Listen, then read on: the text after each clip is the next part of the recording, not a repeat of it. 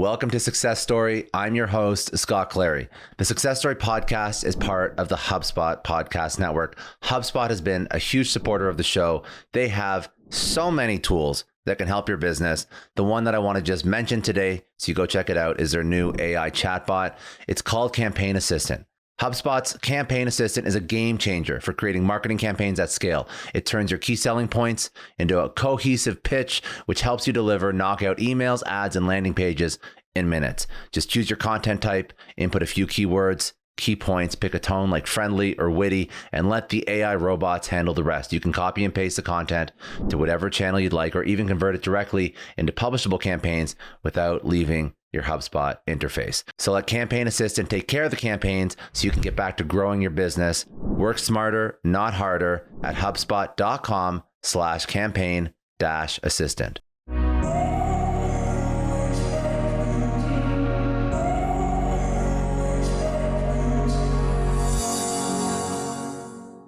So for me, because we're talking about pregnancy and work, one of my most powerful moments was actually when I was pregnant with my second son.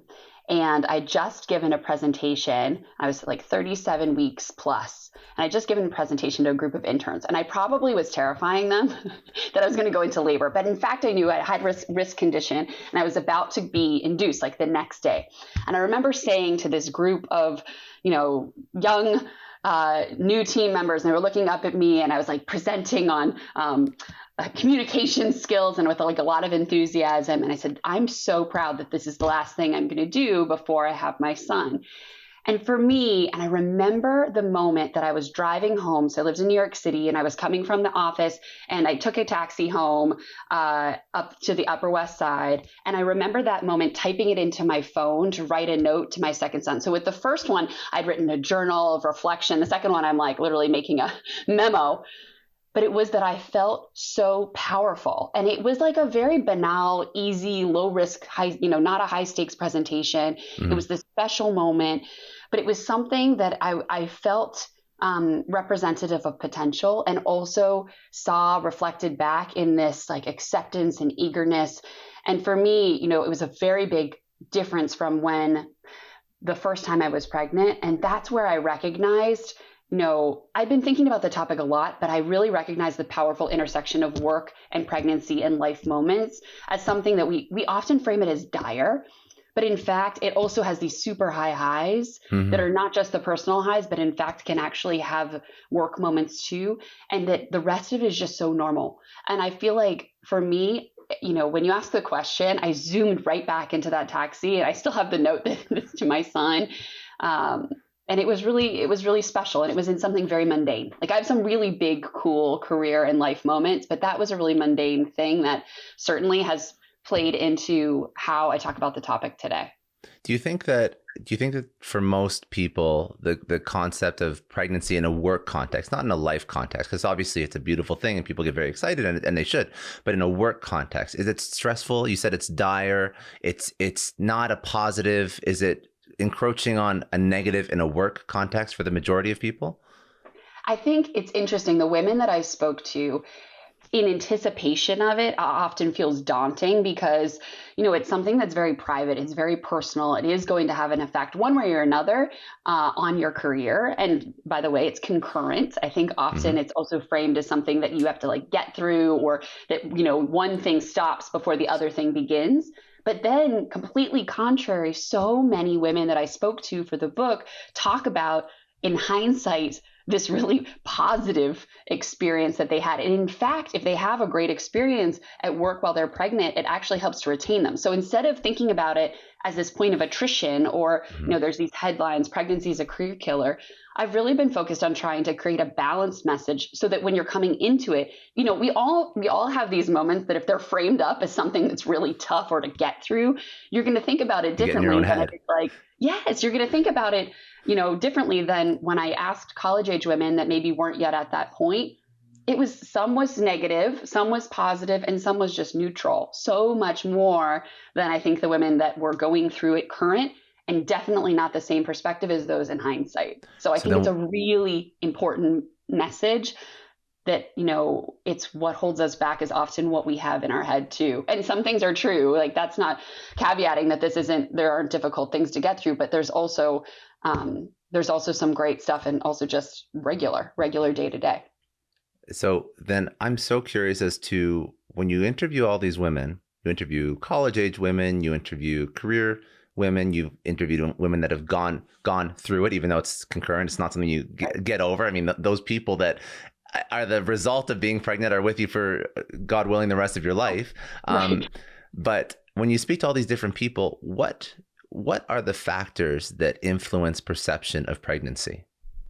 So one thing is that I actually interviewed also college age men or non-gender conforming individuals, and also asked the question of men and women and non-gender conforming that with and without children. So I tried to include kind of everybody in the spectrum. And in fact, in the last study of kind of both genders, I asked the question, are parents an asset? And in fact, men with children were the most likely to say yes. So it's very interesting to think about the perception of pregnancy and then also parenthood, and separating them into kind of these different ways that we look at it. Today there's a motherhood penalty, so mothers earning less, a fatherhood bonus that we actually have.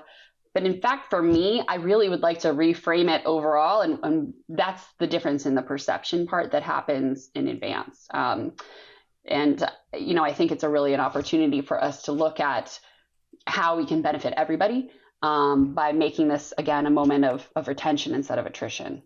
So let's back up a little bit, because you're in this role right now. So you are you're CHRO at L'Oreal, and obviously, if you're in human resources, there's a plethora of different things you have to manage in a day-to-day that are difficult human conversations, right? This is the job. But how did you get involved in human resources? Where were you in your career where you said, listen, for the rest of my life, I would like to help people navigate one of the most complex things they'll ever do, which is the workplace and all the different personalities and life struggles and work struggles, because it takes a special kind of person to excel in that role, because it's tough, right? You're dealing with everybody's most inner problems, inner struggles. You're dealing with money, family, career, success, all that stuff. It goes through CHRO. And it's not like L'Oreal's a small company either. You probably have lots of stuff you have to manage. So where did this passion come from? It's funny. I had to answer the question a few weeks ago about what were my first jobs. So my first jobs were, I was a lifeguard, a babysitter, and I worked in a garden center. So there's something where, like, I enjoy the care of others. Like, I like to take care of people. I mean, I think some days my HR role is most definitely more lifeguard or more babysitter, but I like to enjoy the nurturing garden center version. I was the person who would, like, carry the bags of mulch to your car. That was me. But it's funny because every role that I've had since then, I get a tremendous amount of energy from being with people. And, I actually was a chemist. I was a chemistry major undergrad. And I remember spending so much time in the labs, and I got the most energy when they asked for volunteers to go into the schools to teach STEM to the local schools. And that's kind of when I was like, okay, maybe this is where I need to be, is regardless of the role that I'm in.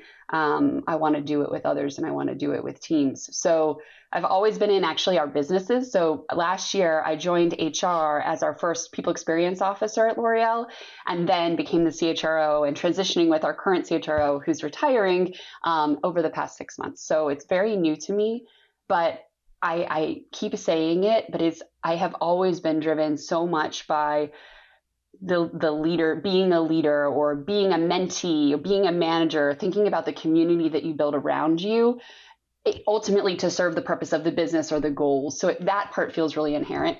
And the second piece is that I really believe in the power where we are right now with leaders and HR as a function, that you're a partner. So I think, we've gone through this interesting time where we had top-down leadership, and then we had servant leadership, and now it really is a partnership. So you have employees, you have people managers, and you have HR, and they have to work together in that way too. And for me, it's kind of cool coming in it from the business perspective, and also as an employee who's worked across different parts of the business.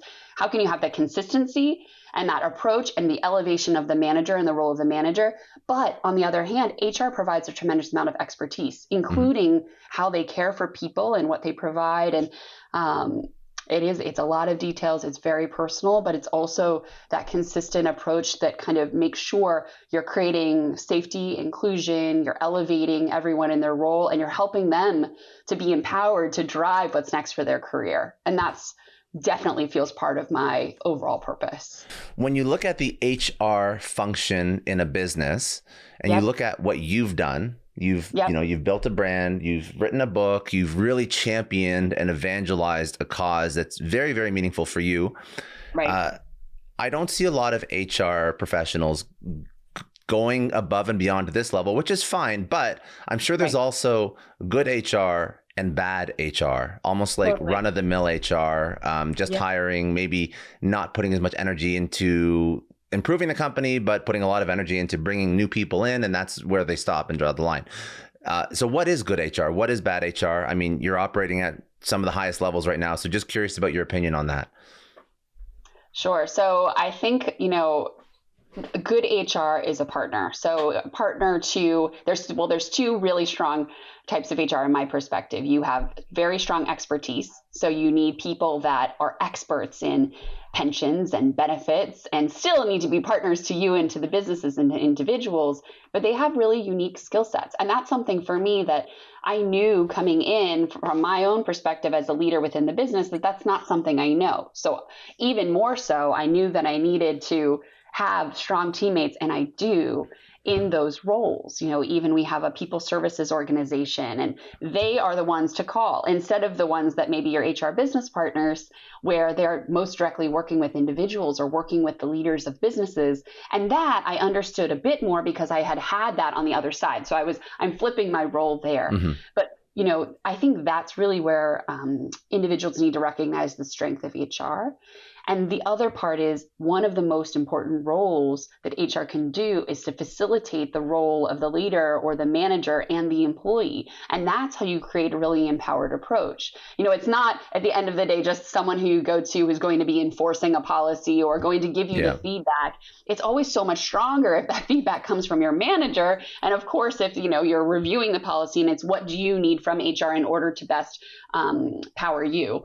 So I feel like that's for me one of the most important delineations, instead of kind of being the keeper of particularly policies or reinforcement or bearer of bad news, all the things that I get teased about at Thanksgiving when I was moving to HR.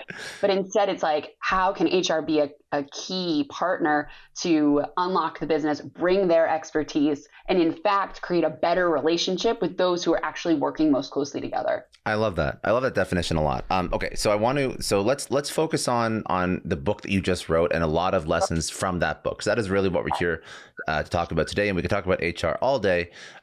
But I think that there's a much more pressing topic that you really know quite a bit about. So Carry Strong, this is the book that you wrote, and I want to understand out of you mentioned the story in the car, and that was a very strong, impactful story for you. Is that the main reason why you chose to focus on pregnancy in the workplace, this particular topic? You decided to do the research. What was sort of the impetus for actually writing the book, outside of just caring about this topic across potentially your own organization and not putting it out into the world? It's interesting that when you ask me the question, I jump to that story, because often where I start with the book is completely on the other side of the spectrum. More than 10 years ago, my husband ran the New York City Ironman race. And in fact, he finished the race. But then for the next 2 weeks, he was in critical condition. I almost lost my husband a few days before our first anniversary.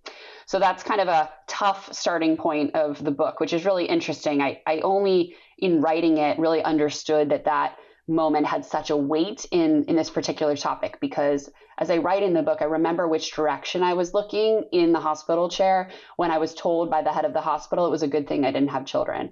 And that I remember rocking me. It was like, I knew, my life, like the things that you want. I wanted to have a career, I wanted to have a family, but I didn't realize how paramount it was for us when I was in that moment where it truly felt like it might not happen. So then fast forwarding, a year and a half later, because you have to make sure, everything is okay health wise, we finally became pregnant and we were so excited. And I was like, this is the light at the end of the tunnel. This is so exciting. I was in a great place of work, which in fact I had chosen to make a career move because I wanted to consider what other options I had. And I wanted to be in the new job and kind of have firm footing, which so many women go through this process before that next step of starting a family. And I went to the doctor's office and I thought I was going to have this great news. I had passed kind of the first milestones of being pregnant in the number of weeks before you get to have your first doctor's appointment. And I remember the look on her face, just as much as the direction I was facing with the previous story, when she was like, this is really not likely to make it.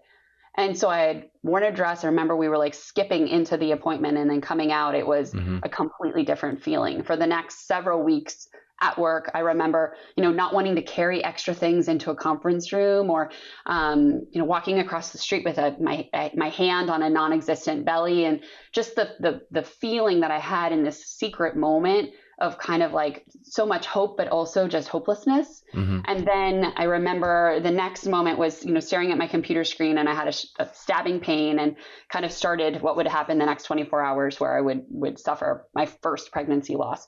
So that was a tipping point where I realized this intersection of work. It was literally a physical moment.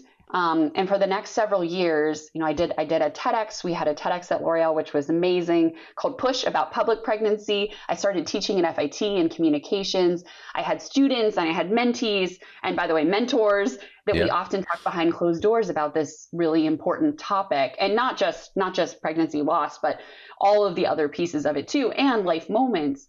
And then during the pandemic, I saw these amazing women, particularly pregnant women, in their PPE or, linked arms against what was happening in our country. And I thought, wow, how incredibly strong. So I decided in that moment, and my younger son was using our room that had a door, and I was in the hallway on an ironing board with my laptop, and my younger son was home too. So it was on top of a box of diapers when I had Zooms, to try to get the right angle. Yeah.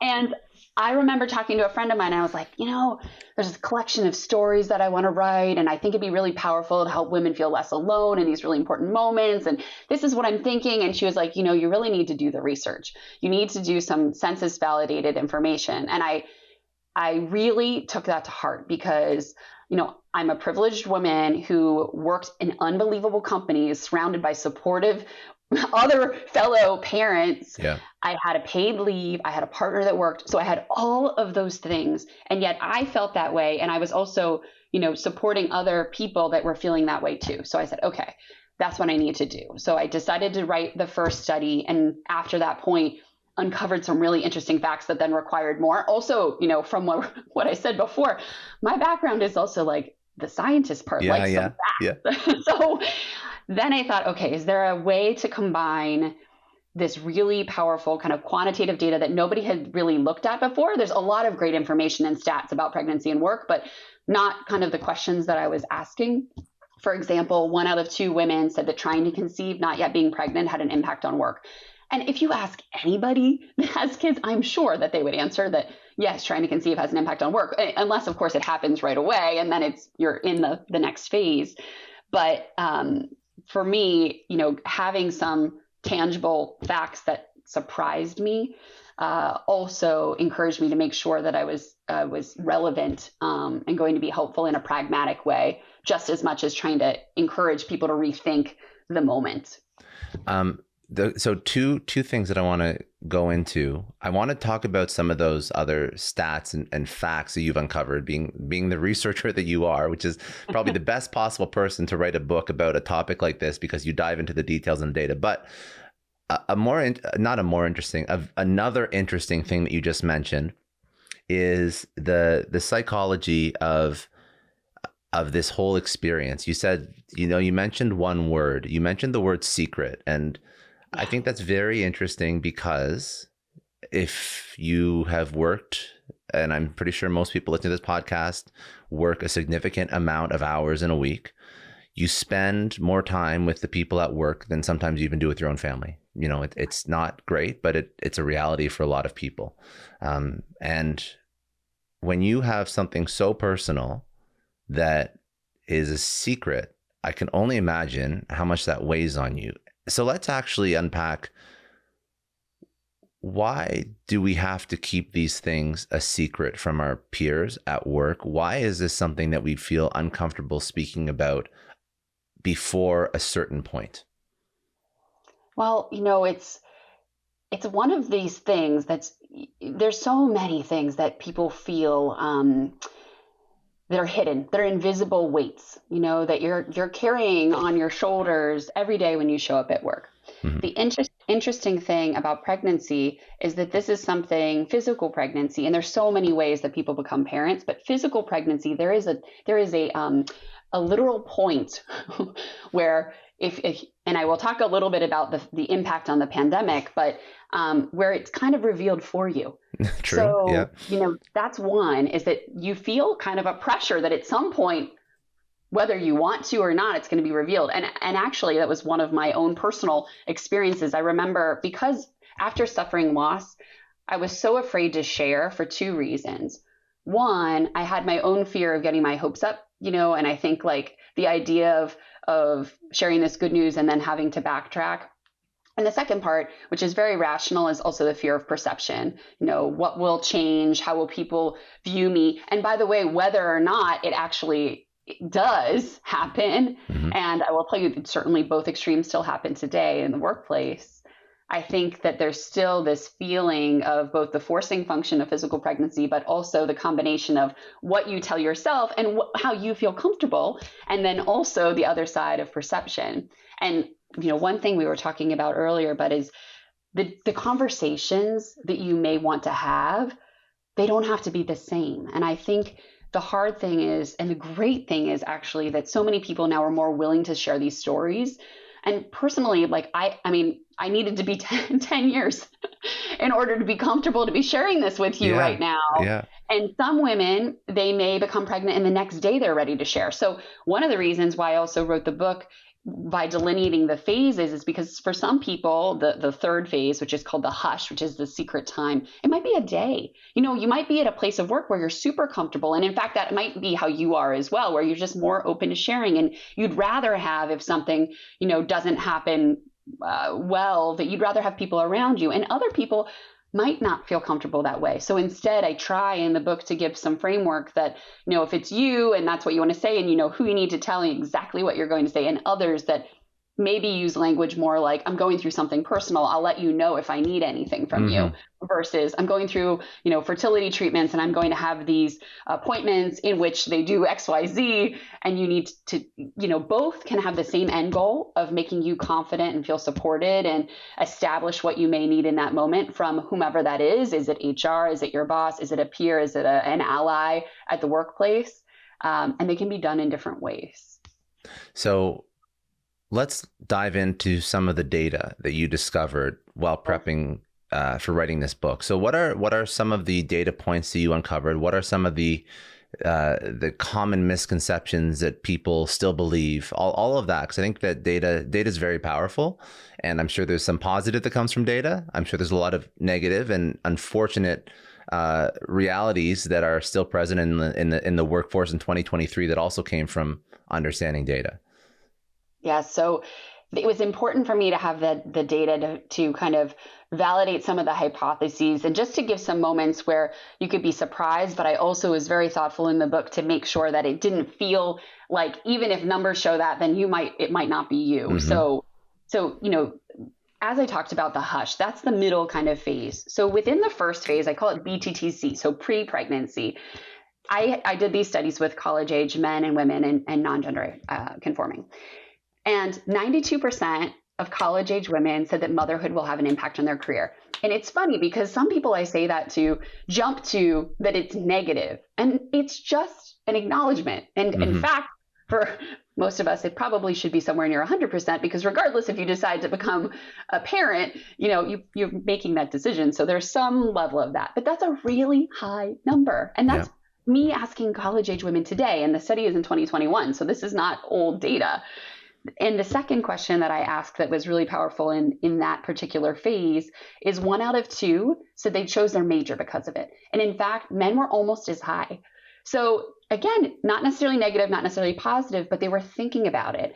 And the funny thing is afterwards, I did some subsequent focus groups with college age women around the country because I was like, tell me more about this, because I thought it was a pretty big number. I expected there to be some significance to it, but I didn't expect it to be so high. And they said, just no one ever asked me.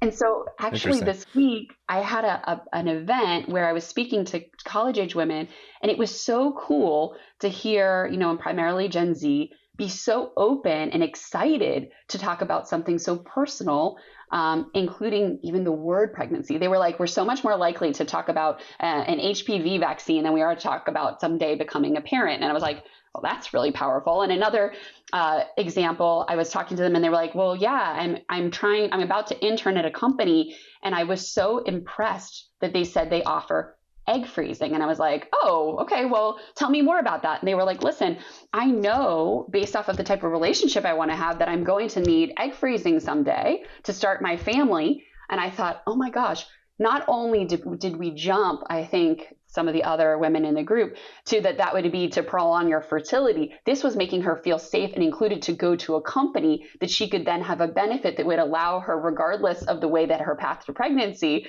would happen, would be possible. And I was like, okay, that's pretty cool. So that's in the preconception phase. Then I mentioned in the trying to conceive, so the TTC, so trying to conceive, the 1 out of 2 saying that had an impact on work. And I think this one is super, super important because, there's some stories in the book and some women that I've talked to, you could be pregnant at work for 5 years and not have a baby. And that is that secrecy. That's the reality of all the things that you're navigating, the emotions, the intensity, and also the amount of drive and conviction that needs to happen concurrent to while you're working that maybe no one knows about. So I found that an incredibly important time period to be aware of. Then you move into the hush, so the secret phase. And I hear, again, it was really a focus on those conversations that need to happen. And often the concern about what you think you may be judged. So a lot of that language versus in the push, I actually saw that women had an increase in confidence. So, okay.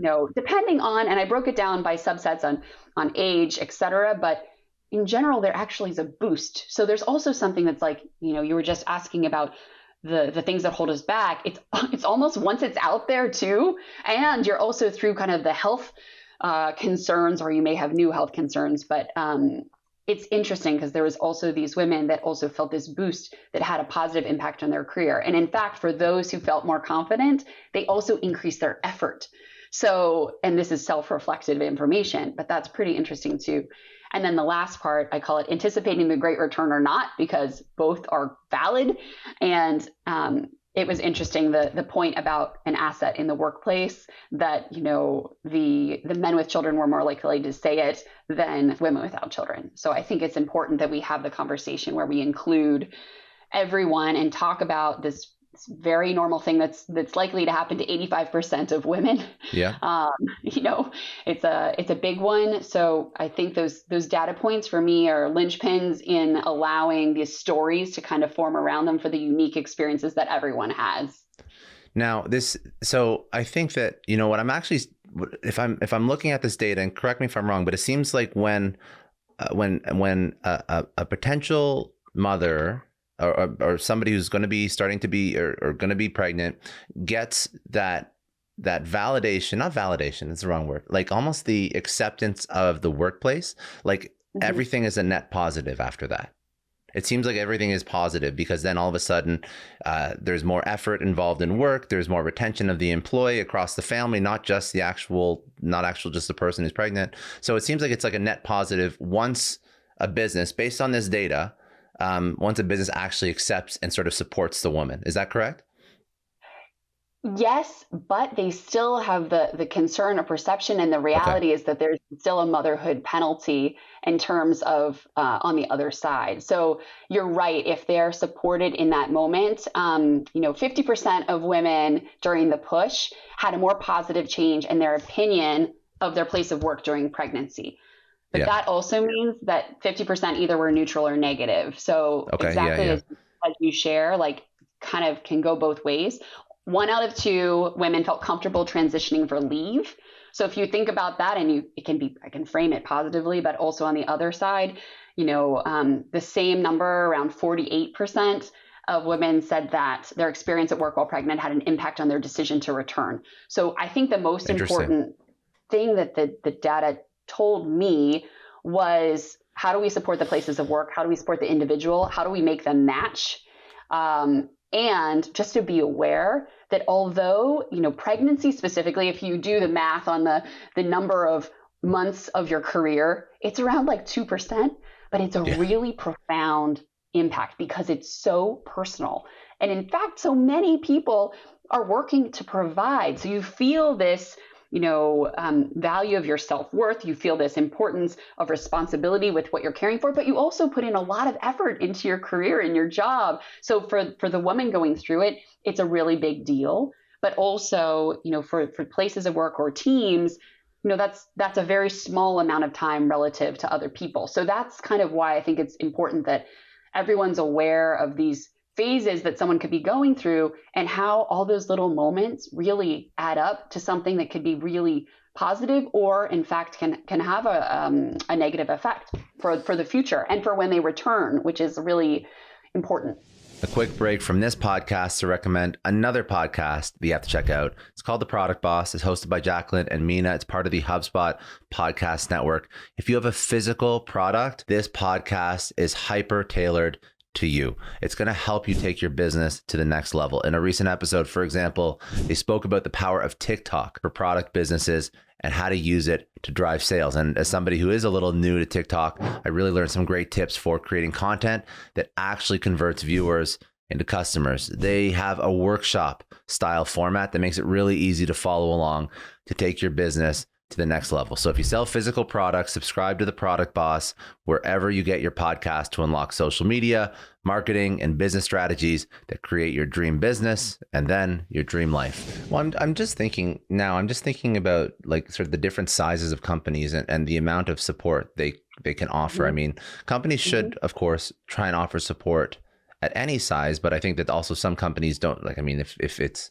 pure startup, it could be very difficult, and it could be very difficult for the founder CEO to offer the same level of support. For example, the example you just gave, like egg freezing, is something that I don't think a bootstrap startup is going to be offering. So I think that it's also important to figure out where you can work, and it's also important to figure out what kind of businesses can support, because we're not going to include in this conversation businesses that are just bad businesses to work for, businesses that have the resources but don't support women who are pregnant, because I think there's probably still some of them out there, but I think that's not who we're talking about here. We're talking about where can you place yourself if you're not in, is this a valid conversation? Like, where, if you're not in the right organization that can support, does it make sense to look for organizations that can support better?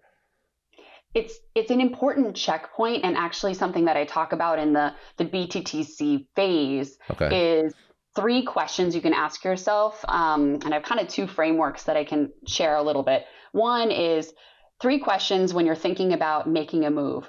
What do I want for my life right now? And I think we used to say, okay, the other 2 questions are, what do I want to learn, or what do I want to teach?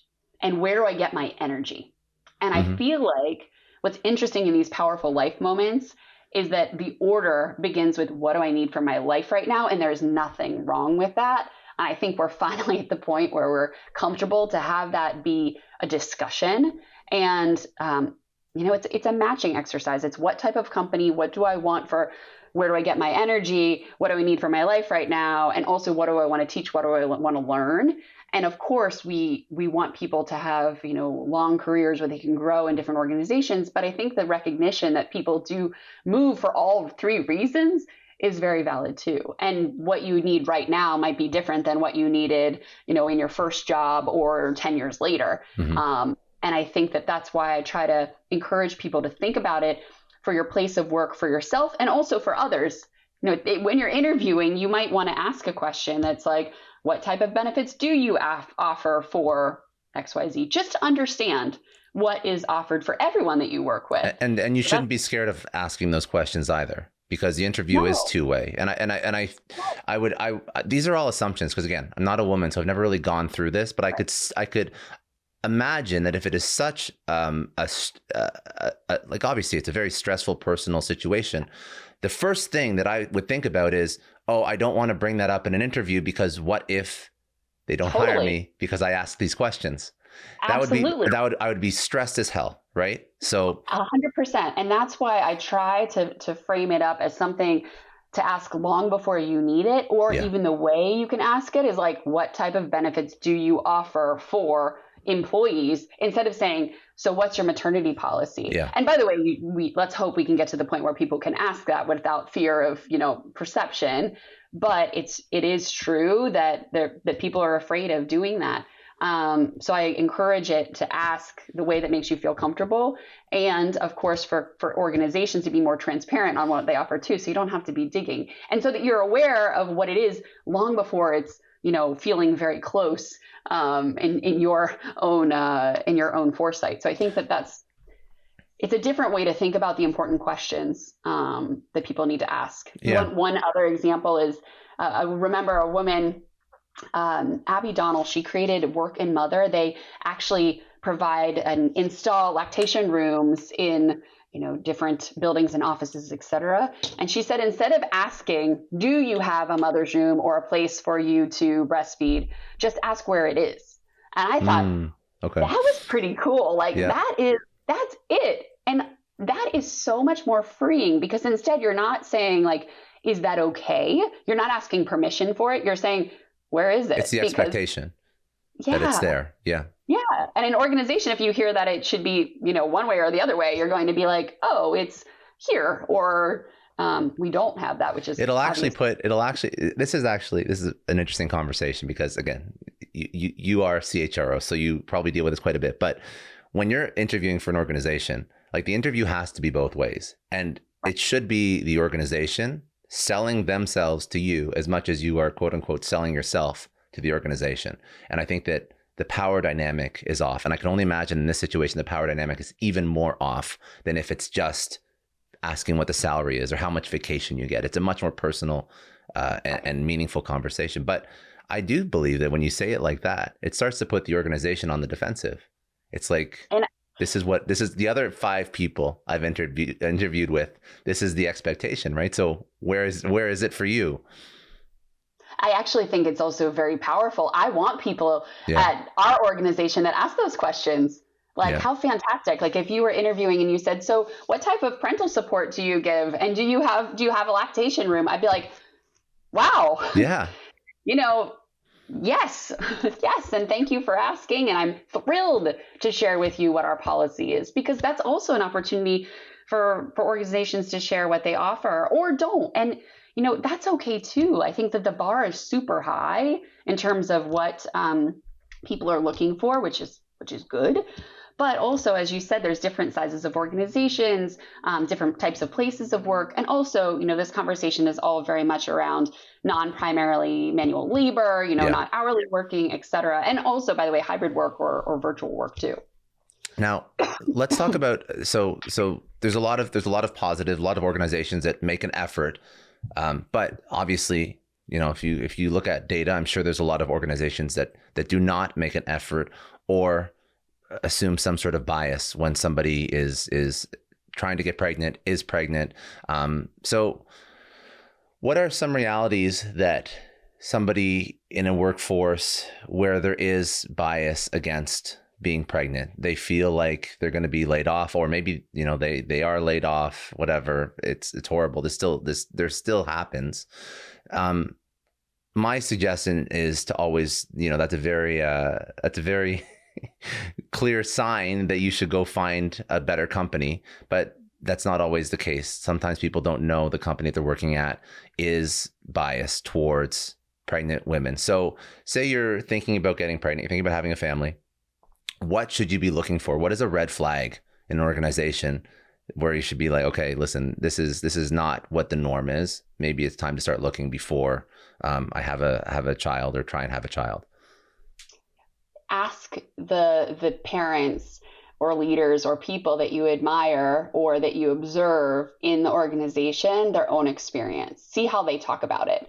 I think that can be a great starting point where, in the way that you feel comfortable, you're understanding the reality of maybe what you could foresee, and you see if it's something that's generalized or if it's specific to an individual. And I think that is a really important step that can help give kind of I would say it's the actions and the policies versus the reality, and if those are matching too. So that's one thing certainly is important. It was important for me to look to those people and see their experiences, which obviously can be very different than yours, but you get a pretty good sense of how someone talks about that. And if there's going to be the impact of work, but also the individual and what they're bringing to that, their own experience is bringing to that too. So I think that's one way to approach it. I think that's smart, because I think that the other way would be to challenge or try and change the perception of the employer. But I think that for a lot of people, I wouldn't even recommend that, to be quite honest. I don't think that's a battle that you really want to take on as an individual for that particular organization. I think that there's your rights. You also have to be aware of your protections and your rights. But I do often find, and that's very, very important, including, by the way, for breastfeeding, et cetera, and what comes after. But often I have found that when women are asking questions and trying to know details of their protections, maybe start first also with the individuals in the organization. And I'm sure that many things will be uncovered first, or there's a reason why you're feeling that way too. And you might be surprised, but women need to feel safe, regardless of that. It still can be very scary. And there's an identity shift that happens too. Yeah. So it's not even just about a fear of perception of the workplace, but for so many of us, it was also about ourselves. I remember staring in my closet when I was returning to work after having my second son, and I was like, who am I? Like, what do I do? What does she wear? Where does she go? How does she show up? Like, that was really tough. And then you take some time and take some adjustment post baby, because then you're a mother of a newborn, and then you're a mother of a toddler. And then now I have these two, young children, and I'm still evolving in who am I, including at work. And by the way, there's also some people, and I felt this way after my first child, which is I'm exactly the same. And, now I appreciate that it's not true, but that's another thing to keep in mind, is that yes, perception of an organization and things that hold you back, and fear from a physical standpoint, but also you are going through some kind of shift in terms of what this means for you. Were there any strategies that you took on or that have really helped you navigate this whole process personally that you think would be helpful for people to try out? So one thing that's helpful, and it's actually helpful regardless of pregnancy, but because we're talking a lot about making moves or, observing the type of organization you're in, and the 3 questions you can ask yourself, I think they're helpful. But one other thing that might be helpful for the listeners is I often use a traffic light with people. So, and this works really well, with junior employees, but I will tell you, for me, myself, everyone recognizes the feeling of being stuck, the stuck feeling. And so I'm trying to give a framework to that. So if you're green and you're in the zone, you're moving through projects, you feel challenged, you have a good team, you feel like you're learning, you feel like you're teaching, all of the things are happening. So it's like, okay, cool, I'm in this green zone. And with the intersection of pregnancy, there could be a fear that that's going to go away. So what I try to tell people is recognize what things are giving you the green. Is it the work that you're doing? Is it the job? Is it the environment? Is it the people that you're with? Because many of those things are going to stay the same. Or you want to recognize if you're going to make a move, or if you just want to keep hold of them, what they are. So if you're in the green, recognize that and feel that way, and what's giving you that. Then there's the yellow lights. Okay, so now you're at the yellow light, and there's something that's holding you back, and you're feeling stuck. Do you go through the light? Do you not? But push a forcing function of saying, am I green? Am I yellow? Or am I red? And yellow for pregnancy, I often tell people that's where it starts to kind of the lights go on. It's okay, something's bothering me. Maybe your work-life balance is off. Maybe your the projects you're working on isn't really interesting, but the people are, or it's the environment, or something needs to shift because there's something that if the yellow feeling keeps coming up, it doesn't feel good. Mm-hmm. And then the last one, which is if you're at this red light, that's like red flag, because that also can have an impact on your health, your mental health, your physical health. But that means something has to change. And you get more and more of those yellow lights, you start heading towards the red light, or the red light is the signal where it's like, you've got it, something's got to go. And so I often find that can be very helpful in these moments to identify. And by the way, it might not be work. It might be other things that are going on in your life. And work might be the one thing that's giving you all the green lights and making you feel good. But you have to recognize, what is it that's causing me, in a good way or a bad way, to be in the green, in the yellow, or having these red moments, that especially at these big, powerful intersections like pregnancy and work, you want to make sure you're not staying there very long at a stop sign. And one other concept that you speak about quite often, it's work-life fluidity. And how does this play into work, life, pregnancy, major life intersections? So work-life balance is a term that so many people use. Mm-hmm. And in fact, I live my life somewhere between green juice and donuts. So I like balance. And I like to run in New Balances. I'm a big runner. But I really don't like this term very much personally, because it gives so much credit to work.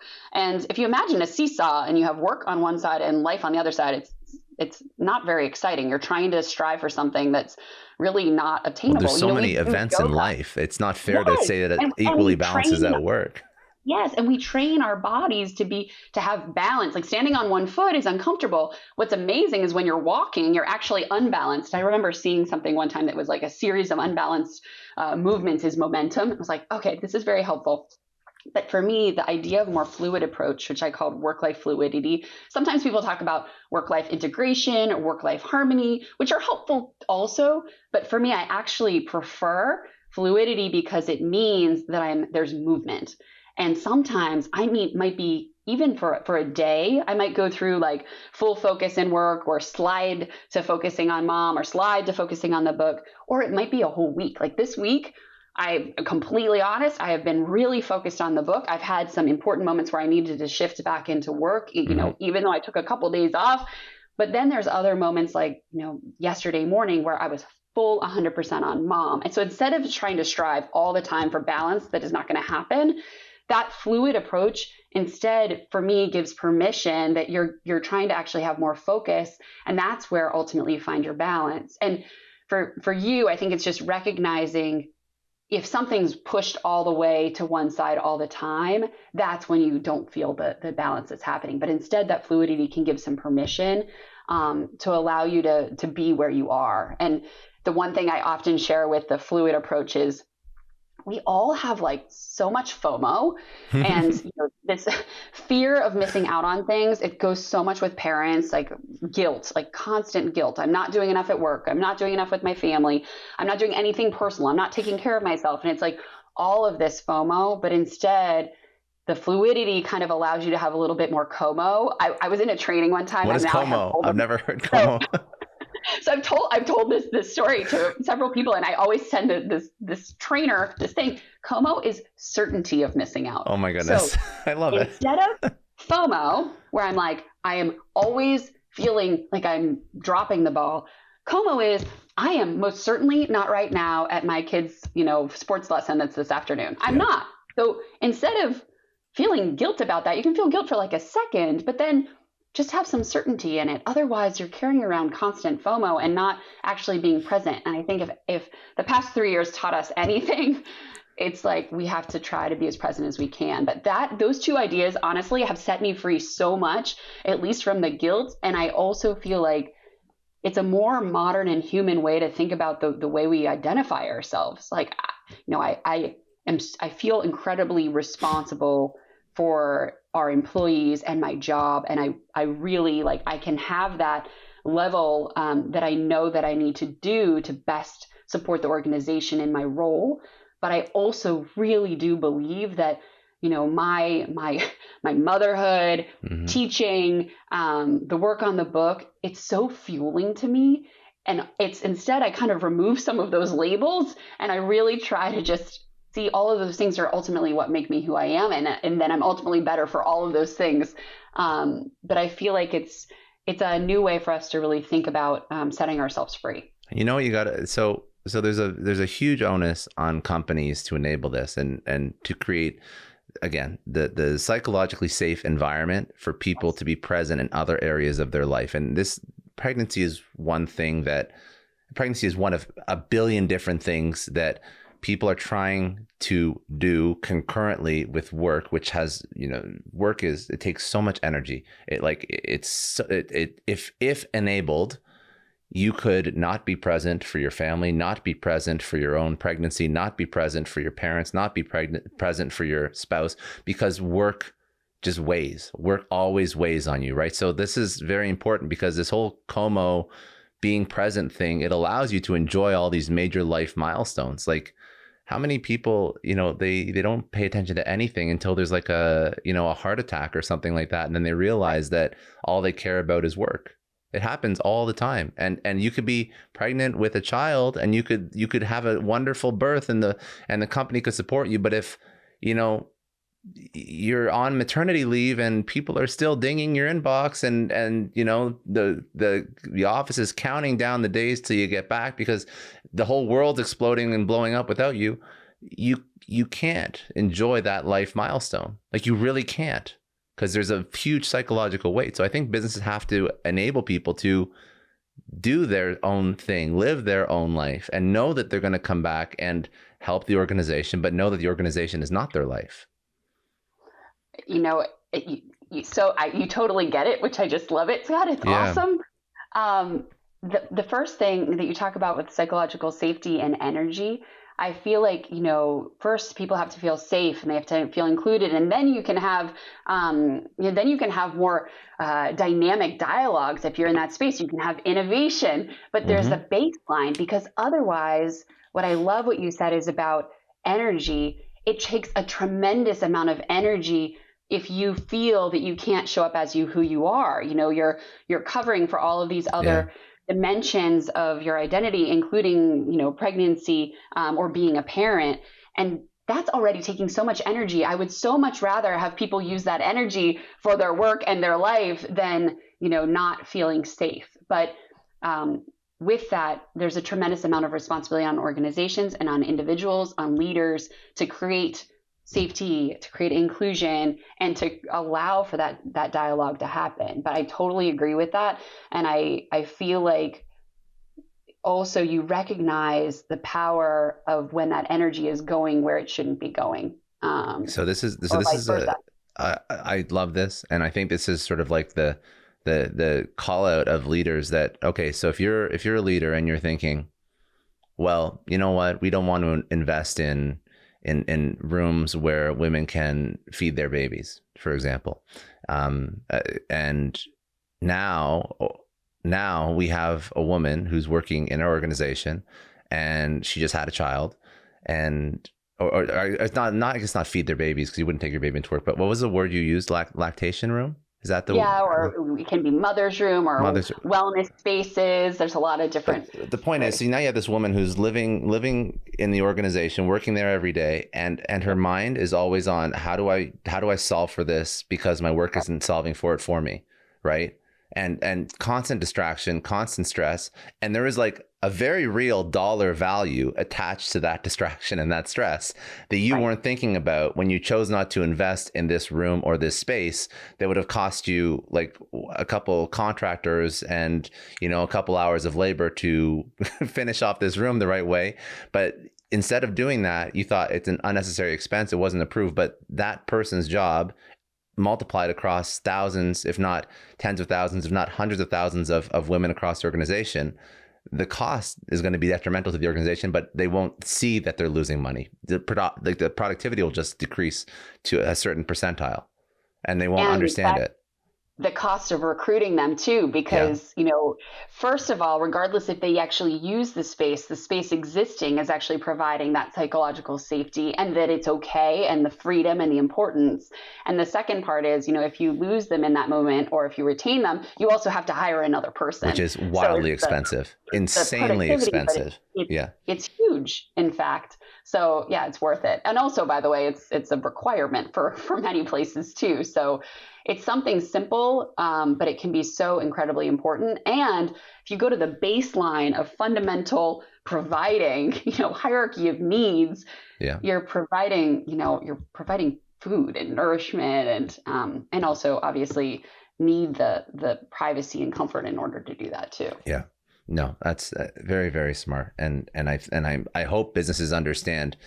I hope businesses understand that the argument for investing in these resources, if they're not legally required, is a sunk cost to the business, because it's not. It's definitely not. And the ability to work anywhere is only increasing, and people will not choose your organization. They don't have to anymore. It's very easy. They don't have to at all. So get your shit together. Anyways, any last thoughts, any last bits of wisdom or advice that you want to give over to the audience? Things that I didn't ask you that you wanted to speak about? The floor is yours.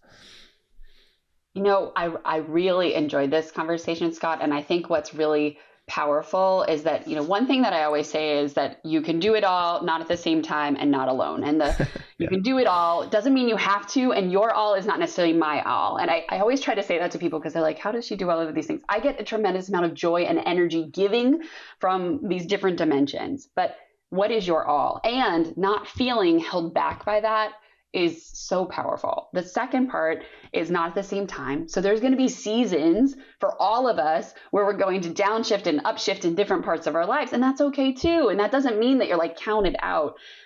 We need to make sure that we're demonstrating all of the different things that can happen in life. And this is just one very profound and very common example, yet being extraordinary. And the last part, which has really touched me in this conversation, is the not alone, because even the way you're asking the questions is so empowering to me, that we're having this conversation in a space that it hasn't happened before.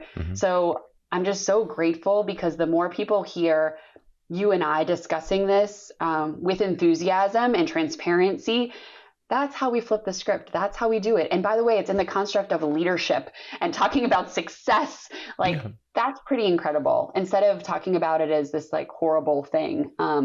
So I just want to thank you for that. It's really been a pleasure to talk about it with you. And thank you. And thank you for helping to create this conversation in such a powerful space. No, pleasure is all mine. And I appreciate the conversation, because, the second I discovered this book and what you were working on, it was an immediate, like, yes, let's create some content around this, because it's actually wild to me that there isn't more content around this particular topic. So you look at all the different, even like HR topics, you look at underrepresented groups and marginalized groups and whatnot, which is very important, but it's not speaking about a condition that literally is agnostic of any group, everyone gets affected by this. You actually had a really funny. In fact, some of those groups even more, and that's. You had a funny quote though. Tell your little quote that you use to open when you speak about this. Oh, so it's funny, because the word pregnancy can be a turnoff for people when I'm like, let's talk about pregnancy and work. And they're like, can we talk about leadership?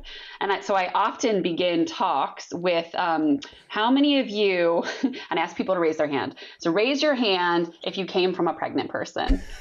And, everybody raises their hand. By the way, it's the same number of people. Then I later say, like, how many of you know what FOMO is? And it's pretty powerful, because regardless if this is something that you will experience personally, you will work with a pregnant person, and you came from a pregnant person. So I feel like it's a topic that's table stakes. And I agree with you. I even found in my own personal experience that the resource didn't exist specifically with work. There are so many awesome pregnancy resources.